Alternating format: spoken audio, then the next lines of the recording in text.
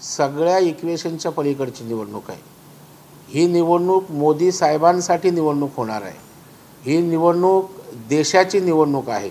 त्याच्या कुठल्याही प्रकारचे वादविवाद असतील, उमेदवारांवरून त्या ठिकाणचे विसंवाद असतील, जातीपातीच्या पलीकडं, पक्षाच्या पलीकडं देशातील जनता ही निवडणूक हातात घेणार आहे आणि तिसऱ्यांदा पंतप्रधान नरेंद्र मोदी व्हावेत ही जी देशवासियांची इच्छा असल्यानं अशा प्रकारच्या कुठल्याही गोष्टीचा परिणाम होणार नाही।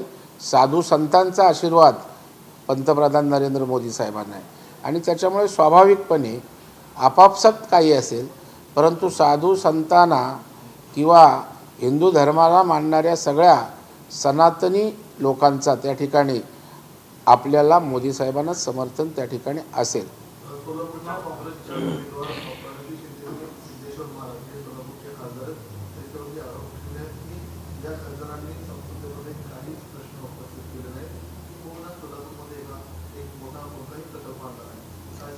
नाही, मला वाटतं प्रणिती शिंदे आमच्या उमेदवाराचं भारतीय जनता पार्टीचं कौतुक करेल असं वाटायचं काही कारण नाही आहे।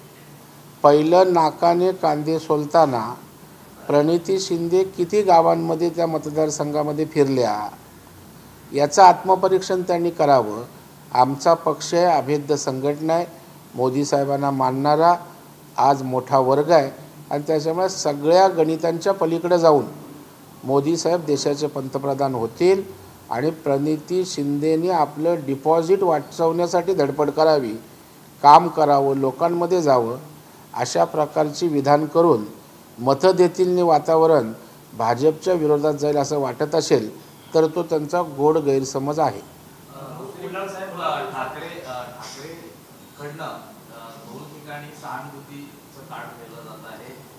उत्तर मुंबई मतदारसंघ आहे त्या ठिकाणी आता तेजस्वी घोसाळकर यांना उमेदवारी दिली जाते, तर दुसरीकडे कल्याण डोंबिवलीमध्ये केदार दिघे यांना निवडणुकीच्या रिंगणात उतरवलं जातं। तरी सहानुभूती कार्ड या ठिकाणी ठाकरे देताना पाहायला मिळतात, कसं पाहता?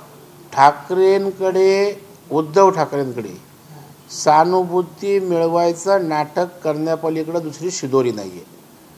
परंतु या ठिकाणी आपण बघाल बाळासाहेबांच्या नावावर सहानुभूती मिळवण्याचा प्रयत्न केला, परंतु महाराष्ट्रातील जनतेनं त्याला दाद दिली नाही। एकनाथ शिंदे साहेबांबरोबर मोठ्या प्रमाणावर आमदार गेले, पक्षाचे पदाधिकारी गेले, कार्यकर्ते गेले आणि बाळासाहेबांच्या विचारांना मानणारा वर्गसुद्धा शिंदे साहेबांच्या सोबत आणि महायुतीसोबत आज त्या ठिकाणी ताकदीनं आहे। आता आपल्याकडे विकासाचे मुद्दे नाहीत, कॉन्क्रीट असं मोदी साहेब किंवा भारतीय जनता पार्टीवर टीका करायला काही मुद्दे नाहीत आणि मग अशा प्रकारचं सहानुभूतीचं वातावरण करून आपल्याला काही राजकीय पोळी भासता येते का असा केविलवाना प्रयत्न आहे। अशा प्रकारचा प्रयत्न केला तर बुमरँग होईल, उलट पक्षी लोकांना हे आवडत नाही। अशा प्रकारचं किळसवानं राजकारण निर्माण करून मतं मिळवण्याचे दिवस संपलेले आहेत। घोडा मैदान दूर नाही, आपल्याला कळून येईल। कोल्हापूरच्या जागेवरती कोल्हापूर लोकसभेमध्ये 3 पक्ष एकत्र येऊन शाहू महाराजांना उमेदवारी दिली, परंतु साताऱ्याच्या जागेवरती कुठेतरी उदयनराजेंना दिल्लीत जाऊन पाठी खावे लागते असे व्हिडिओ जे आहेत ते विरोधकांकडून सोशल मीडियावरती व्हायरल केले